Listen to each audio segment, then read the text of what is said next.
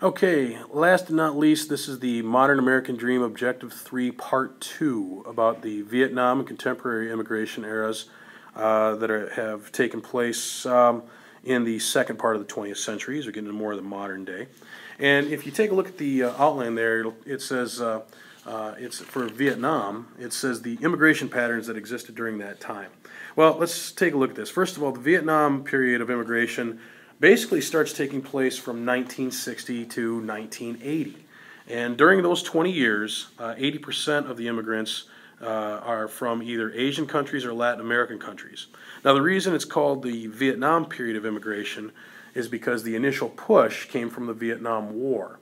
The Vietnam War was fought between the free democratic people of South Vietnam and the communist armies of North Vietnam, as both sides were trying to decide what kind of state Vietnam was going to be.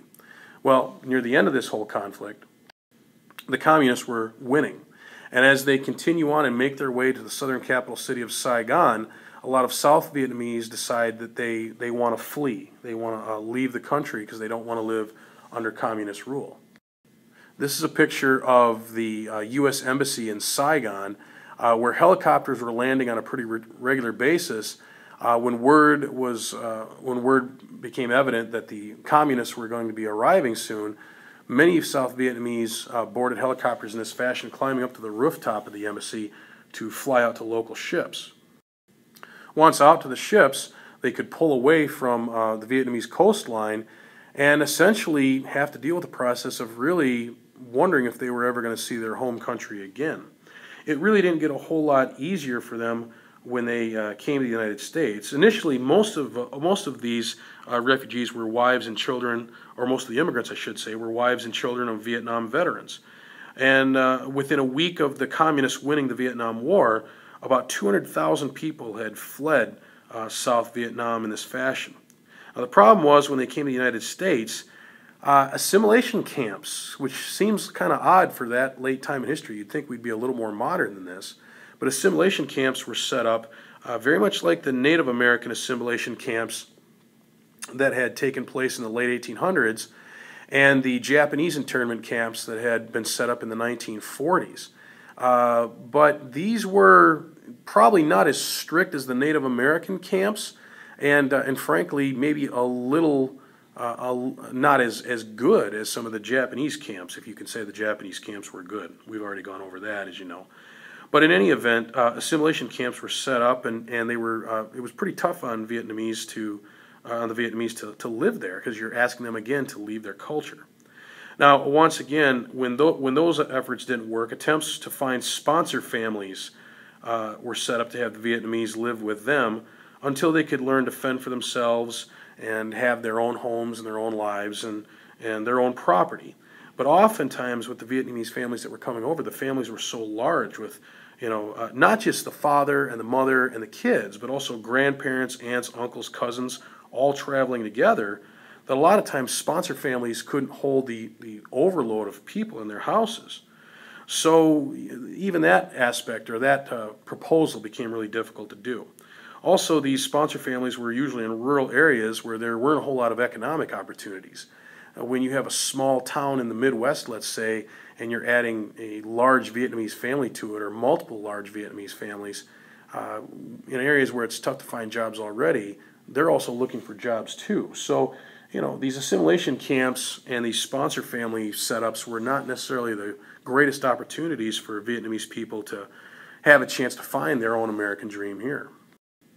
When it was all said and done, it was really difficult for them to really have anywhere to go. So a lot of times they ended up in the cities as well. And as a result, some of the initial people that came over tried to get involved in rural farms or low-paying jobs in the cities. It wasn't necessarily the greatest setup for them. There were a second wave of Vietnamese that came over. They were often referred to as the boat people. That was kind of a disrespectful term, I guess you'd say, but it became a popular term in American culture during that time. The boat people, so to speak, were generally a second wave of Vietnamese refugees escaping communist Vietnam after it had already become communist. The one advantage I should say that the boat people had is that they were usually hard workers, but because they've had a lot of years in communism, they generally were not considered as educated as the first wave of Vietnamese refugees was. So the boat people were continuing to come over in a second wave of Vietnamese immigration during this time and adding more and more people to the population. Now, let's take a look at the contemporary immigration period, which is from 1980 to the present. Now, the contemporary immigration period is still very Asian, but it's also very Latin American. Matter of fact, 71% of the immigrants coming to America in the contemporary period were Asian and Latin American. In the 1980s, immigration really skyrocketed to an average of 2 million per year by 1990. This was the largest inflow of immigrants in American history, and a lot of people were calling for reforms to the situation. It was just getting to the point where it was too much for some people, and for other people, they looked at it like just people trying to live their American dream and that it was okay. No matter how you looked at it, reforms were probably needed in some way, and the 1986 Immigration Reform and Control Act penalized employers of illegal immigrants and allowed them to continue to employ people who were already here, but would penalize them if they brought in any other people who might be illegal in nature in terms of immigration standards.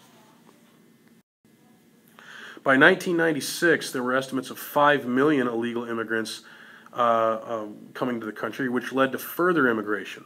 So the 90s is marked by another immigration drop. By 1998, overall immigration to the country was down to approximately 660,000 people per year, which was a stark decline from the old and new immigration periods that we saw before. Generally, Mexicans were considered to be the largest group of immigrants to come in during the contemporary era. By 2000, they were 30 to 40% of the population in the American Southwest.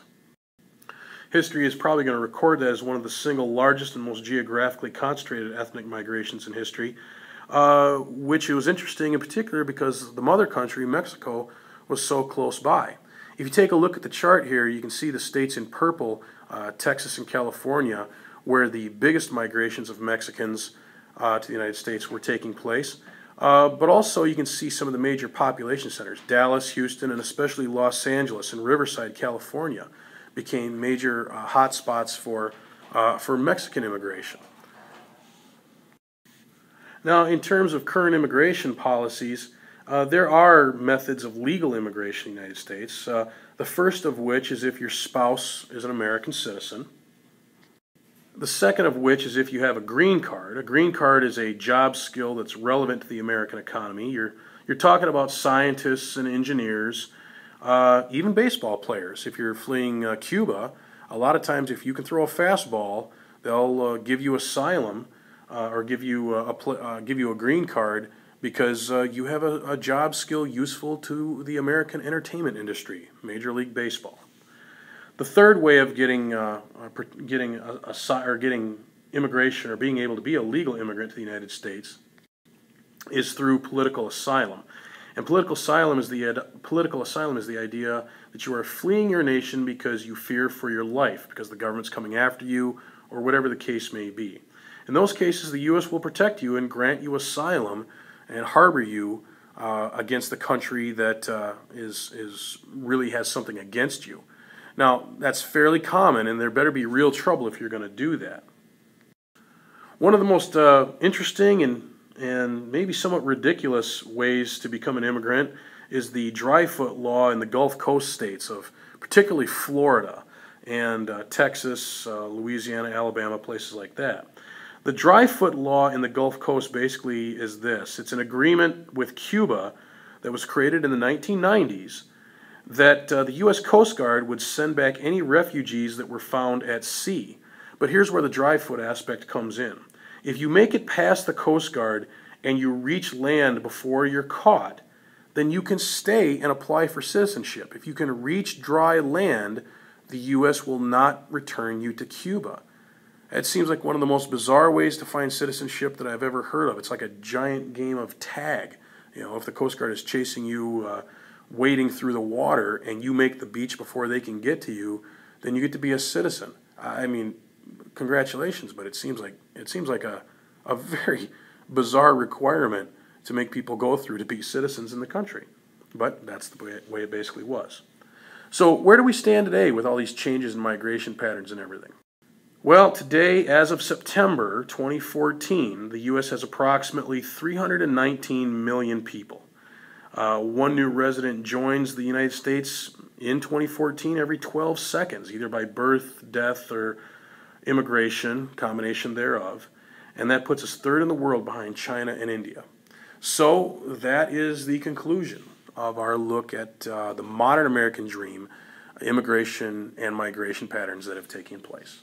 Thanks for listening.